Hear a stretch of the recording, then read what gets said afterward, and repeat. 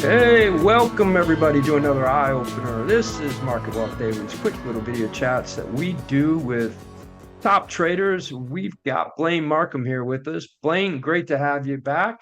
Again, more exciting stuff going on in the markets. Looking at some trades, looking at some stuff we talked about the other day, and then also really interested in the next trade. You know, you just can't feed this beast enough. All we want as viewers of these chats are more great trades. And you know, if you didn't feed us so well, we probably wouldn't be coming back to you. But you've been doing great, so we're interested in what you got going on. Well, hey, man, Let's hear that's what just you like got. it rubbed off me. Growing up in Virginia in the South, it's a Southern hospitality. Somebody comes over, you got to feed them, right? So it rubbed off on me. Right. But Yeah, no, I heard a saying one time that said, you know, if you don't have to ring the doorbell with your elbow because your hands are full of food, you're a bad guest, you know? yeah, So you yeah, always, exactly.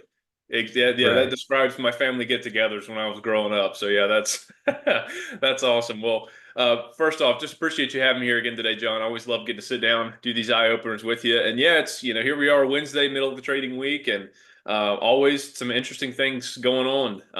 This week it's been jam-packed full of earnings reports. Had a pretty Mhm. heavy dose of economic reports so far. Most of the earnings have been financial based. So, mainly a lot of large banks. We had BlackRock too, big asset manager. They have been the big reports thus far, and it's been pretty largely mixed. You can see that in the stock reactions. Several of them. JP Morgan had a fairly good report. But they had also run up. I mean, they were essentially, seemingly priced for kind of perfection going into that report. So, it's pretty muted. Citigroup had a good report, got great reaction, but by and large, the others, it's been pretty mixed. So, interesting start to earnings thus far. And then, of course, yesterday people got a little spooked with the CPI report. Was a couple tenths of a point higher than last month. Today's report for PPI came in though and was flat, showed no acceleration over last month. So, again, kind of mixed data there. And I think that it's just kind of got investors in limbo right now. But all of what it's doing is serving to be a catalyst of kind of what you and I have been talking a lot about on these chats for the Yeah, last couple of just to weeks. give you a quick heads up too, looking at the markets as we're talking, and they're definitely starting to dip a little bit more. I know there's some news about uh, President Trump trying to shake up the Fed, and you know more whispers of him trying to put Powell out of the job there. And it looks like Exactly. the Yeah. market's responding, so we're going to be keeping a close eye on that too. Yeah, absolutely. Yeah. Well, that must have. I know there's been a lot of headlines about that, and the last couple of weeks, and that's been kind of ramping up. It seems like something was developing there, kind of under the surface.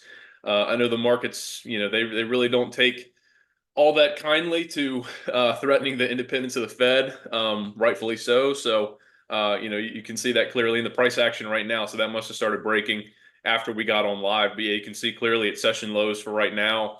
So just add that right into the mix, right? It's been, kind of Mhm. a mixed earnings season thus far. Inflation reports, the consumer prices had a little bump, wholesale prices, nothing. So, it's okay. What do we take from that, right? So it's kind of a mixed picture there. And with that too, even though yields pulled back this morning, you have started seeing those longer term U.S. Treasury yields start ticking up again, up into some of the ranges where they're starting to be picked up by equity investors, and being somewhat of a headwind for equity investing. We've raced out to new all time highs. Obviously, just one thing, there's just competition for dollars out there. If you're thinking about whether it's an institution or retail investor, they're looking for the best place to put their money. And as those yields start ticking up, well, they each point they tick higher, right? They're going to be more and more attractive. So one, creating more of a competition for that investing dollar for stocks, but also increasing the borrowing costs for companies, so suppressing earnings at the same time. So we're starting to see those longer term yields start to pop back up. I know the 10-year yield was going up and flirting with 4.55 yesterday, which if you look back over the last 6 months, that's kind of been uh, getting into the kind of the red zone where the market is like, all right, hold off, what's going on here? We don't like this. And that's this sell-off that we saw right here. That was largely related. The sell-off in mid-May, was largely related to a backup in yield, the yields in U.S. Treasuries. So you can see it's clearly having an effect on markets. I think that's just part of the puzzle of what's going on here right now. But again, getting back to kind of what I was saying earlier, we've been talking about how overbought the markets have been, at least in the short term. We're not saying that the trend is over, the trend is reversing, not saying anything like that, but it's been abundantly clear looking at the charts that we've had very impressive momentum over the last 3.5 months. Coming off those April lows, we've raced out to new all-time highs. We've set several all-time highs, actually, including yesterday's session. We opened in a new all-time high and actually traded up briefly from there, crossing over 6,300 for the first time ever on the S&P. So I mean, that's good to see, right? I mean, you're still seeing some confirmation, but of course, towards the end of the day, we saw stocks start to reverse pretty decisively, and ended up they closed near the lows of the session. And I think we were starting after we just barely just eked out these highs here for kind of a week and a half on end right there. Momentum had really slowed. That was also abundantly clear. We were still just barely inching out new all-time highs, but not the momentum that we experienced here was not being replicated here. Clearly, it started to tail off, and I think we're on the tail end of that. Investors are starting to de-risk a little bit. Markets are consolidating, which, again, to be clear, that's absolutely to be expected in a bull market. It's part of a healthy bull market. You have to have that consolidation, a bit of a retracement, allow for rotation to occur. These are all things that have to happen in a bull market. So, totally normal what we're seeing right here. But, all that said, the long-term trend still fully intact, still making a nice series of higher highs and higher lows. But, this pullback, we've been talking about it, John, for, probably, I think, a week and a half now. And it looks like it's finally happening. So that's Yeah. what I'm seeing in the chart right here. Yeah, if you look at this chart too, it's really important to go all the way back to the bottom of that recent drop when the whole tariff stuff kind of hit the press and all that. And you can Hmm. see we got into overbought range, definitely on the RSI a couple times, at least one other time for a few trading sessions on the Keltner channel as well. And you'd see it kind Hmm. of take that breath, but stay above that middle Keltner channel. And I feel like that's a key point to watch. And these could be dips to buy. They're it's not you're not losing the bull run until you are, and we're looking for that key sign that says this is time to do it. As you dip closer to that, you're getting closer to the line. You just be a little bit more cautious, adjust your position size, look at the risk tolerance that you're taking, and be wise about that. And you can't predict, you can't wish the market to do something. You can't even uh, be so afraid that the market does something. The market is going to do what the market is going to do, and all you can do is watch those signals that it's giving you and listen to it. And it'll tell you kind of what you should be doing right now. Like you said, bulls are still driving the bus here, but we're also proceeding with caution. So good to look at the big picture here, Blaine. Yep, absolutely. And, one other thing to mention too is, we're already in the second half of the year, and despite all the volatility and noise we've experienced this year, the market is still up. And in just the past 3 months, we've had, I haven't done the math lately, but I think it's, around a 30% move off of the lows. There's still a lot of people that are, still have a fairly bearish tilt on the markets. We're not fully in on the move higher. And as you start getting later in the year, those people are going to have to start putting up numbers, performance numbers, and the way that generally plays out is they start piling into the year in the second half. So of course that it doesn't guarantee that's going to happen, but that second half of the year in catch up, trying to chase performance, that chases on a lot of times in that setup. So just something I want to mention there. But exactly as you were saying in the setup right here, John, we have pulled back. The middle Keltner channel is something that I'm definitely going to be watching right there, because all along, the move up, that's kind of been a springboard for when stocks do pull back, as they pop down to that middle Keltner channel, as they often do, and rally off of that. But furthermore, I think there's several, key support levels in that area too, right in the neighborhood of the middle Keltner channel. So if you look back to February, of course, we set the previous all-time high. It was just below 6150 right here. You look across the chart. Of course, that's just a few points below the middle Keltner channel. So there's a pretty solid floor of support down here. And, that's exactly what we've been projecting the last couple weeks, John. It's a pullback roughly to that middle Keltner channel, down to that support level, somewhere in that neighborhood.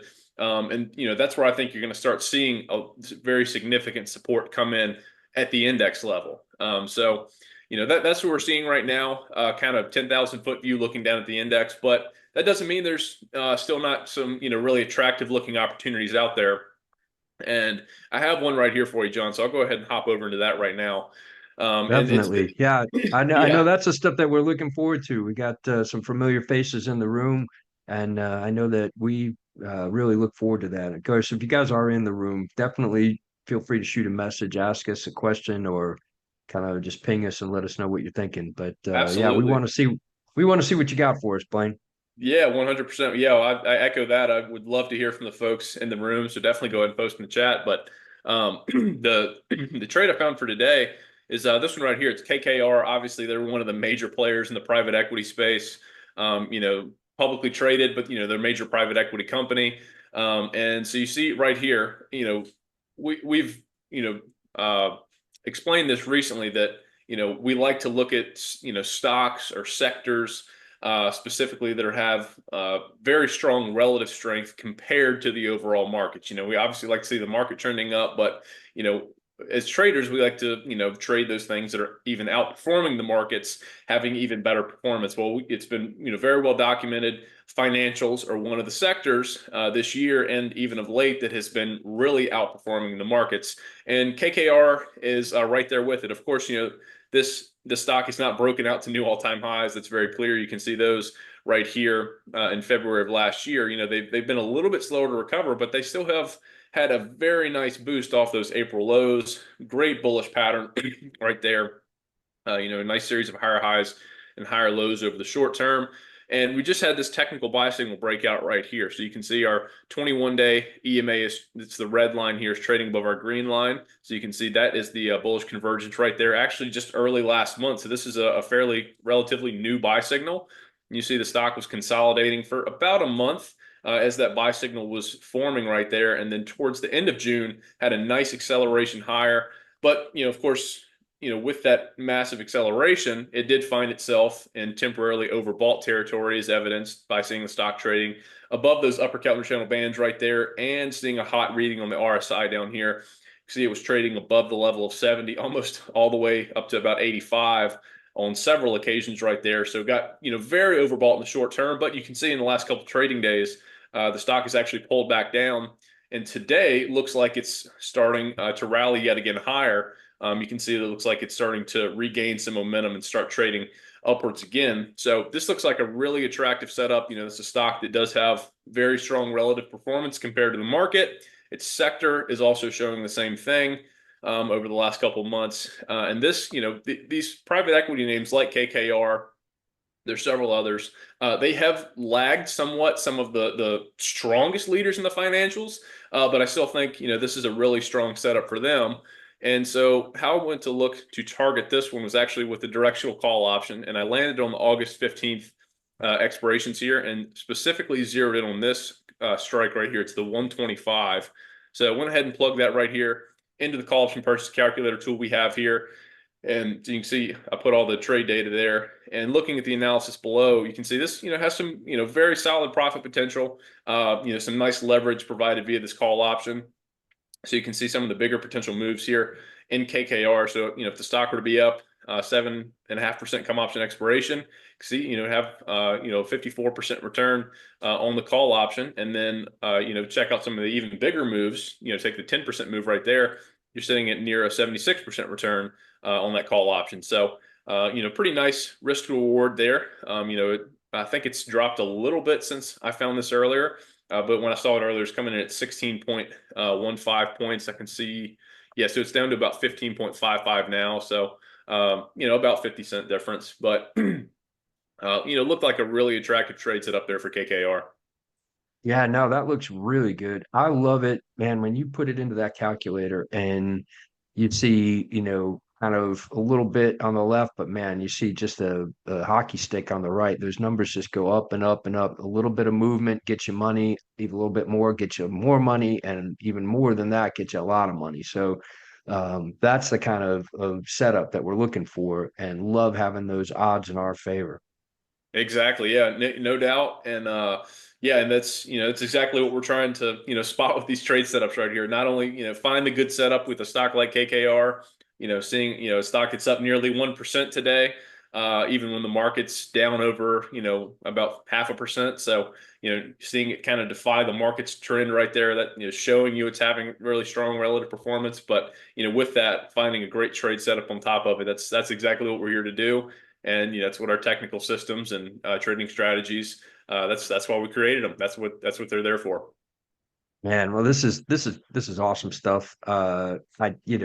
When we've mentioned it before, you do this on a weekly basis in a really, really cool program called the Weekly Profit Opportunity. And Hmm. it's easy to get into. It's a great way to have this just drop in your box on I believe it's on a Sunday, right? It is. Yep. And then you can jump in and act on it. You don't takes the heavy lifting off of the table for you. Lets Blaine do all that, and lets him find a great trade setup. Really encourage everybody to consider that if you haven't done it yet. It's very valuable. Uh, it's a buck to get started in this thing. Put down the buck, check it out. You make up your own mind. Don't take my word for it. I've been wrong before. I know that might be hard to believe, but I have been wrong before. But this is something I feel pretty strongly about. And at a buck, it's really easy for you to make up your own mind. So definitely take advantage of that. We're going to put a link to that in the email here going out. For anybody that's looking at this replay, it was right below where you click to watch this. Go right back there, and you'll be able to get in on it. So yeah, and if you're looking at this, one of the things I also wanted to tell everybody about is we have a Telegram channel and we use that to update throughout the day. Email is a beast. It is tough. It's tough to get through to people. And we don't want to send to people who don't want it. We only want it to get to the people who are looking for this information. And the challenge comes is that sometimes email won't let it even get to the people who are wanting to get it. Yeah, Telegram is a lot easier, a lot cleaner, and it really gives us the opportunity to update throughout the day. We put some really great trades in there. There's invites to some great opportunities to be in sessions with some really smart people. A lot of good stuff going on. So we're going to put a link to that in the email as well. If you're not on there, if you're not following us on Telegram, really encourage you guys to do that because that is a very timely, effective way. You're going to get access to articles sometimes as much as a day earlier. And great trade setups, all kinds of good stuff. So definitely check that out and sign up on there. Blaine, thanks for letting me take a little bit of a side route there and pitch a couple things for us. But you got to pay the bills here, right? So No. I appreciate it. And yeah, I appreciate you mentioning my WPO. Exactly. You can get started first month for just $1. I just want you to check it out. It's do a lot of weekend research there, try to find the best looking, setup that I can find in the markets. And I put together, a nice little video for you, breaking down all the technicals. I get a little more in depth than I did here today. Give you a little more details. Kind of how I would look to manage a trade, things like that. And not to be my own hype man here, John, but I've had a couple triple digit winners here lately on some of the trades. So a couple 100% plus winners. So they've been working out yeah, pretty well. So always happy to see that, especially for the members. yeah, But yeah, love to see you check that out. And again, would love to see folks join the Telegram channel. Like you said, that's a fun channel. We put a lot of real time, very timely trade ideas in there. Get access to all those articles, like you said, get early access a lot of times. And it's a great way to stay in touch with us and things that we're seeing in the markets. And we put them right there for you. So love to see folks join us there too. absolutely. Yeah. Well, you go ahead and brag all you want because that's why we got you here. I told you in the beginning of this thing, we're a voracious, hungry beast wanting nothing but great trades. And When you start handing out people, 100% gains for a buck, I don't think you can complain about that. They're going to keep coming back for more. So hopefully everybody's going to try that out and make up their own mind, and if, we want to hear about it, jump back in one of these sessions and, give us your 2 cents, for better or for worse. I want to hear what you got to say.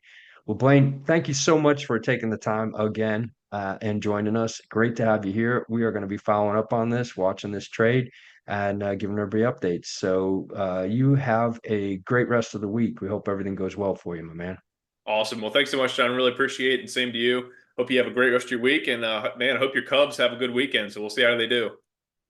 Yeah, it was fun watching the All-Star game last night. All kinds of difference of opinions about now that it doesn't really matter in the season, but still a lot of fun watching that baseball. And I always say that, you got 3 seasons in baseball: spring training, second spring training, and then the second half of the year. And the first half of the year for me is like second spring training. Everybody's trying to find out where they're at. It's Yep. uh it's like a whole new season now. You got the second half, anything can happen. Yep. I'm pretty Exactly. pleased. I'm comfortable saying now that my Cubs are doing all right if they can kind of keep it together. I'm optimistic that they're going to perform for the rest of the year. I'm looking forward to seeing the ivy turn brown in Wrigley Field. That doesn't happen Oh too yeah. often. Yeah, exactly. Yeah. Been a while since then, but yeah, we'll see how they do and see how my Giants do. They've got a good bullpen going, so we'll see if they can get things going in the field and play well behind them. That's been the struggle so far, but we'll see.